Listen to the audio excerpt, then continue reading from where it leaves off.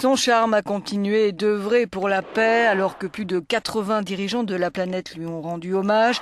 Seulement quelques élus ont eu le privilège de monter sur la tribune pour exprimer leur louange posthume à Nelson Mandela. Parmi eux, le secrétaire général de l'ONU qui a pris le premier la parole. Les Nations Unies, a-t-il dit, se sont battues aux côtés de Nelson Mandela et du peuple sud-africain dans son combat contre l'apartheid.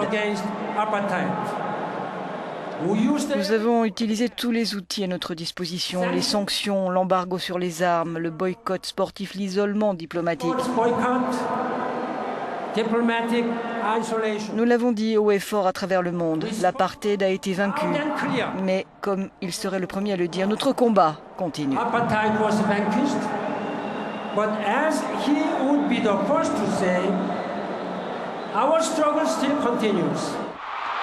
Dernier libérateur du XXe siècle pour Barack Obama, qui a comparé le combat de Madiba à ceux de Gandhi, de Luther King et sa vision d'avenir à celle d'Abraham Lincoln. Il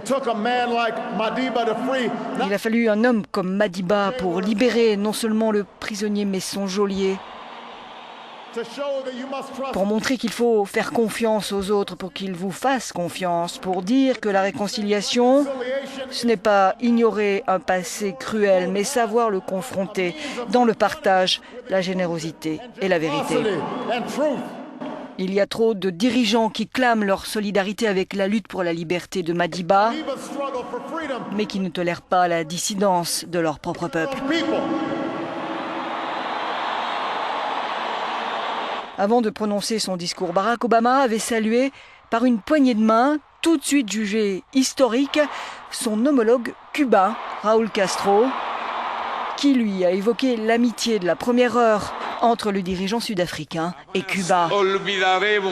Je n'oublierai jamais, a-t-il dit, l'hommage ému de Mandela à notre combat commun quand il nous a rendu visite ce 26 juillet 1991 et qu'il a déclaré « Le peuple cubain occupe une place spéciale dans le cœur des peuples d'Afrique. » El pueblo cubano ocupa un lugar especial en el corazón de los pueblos de África.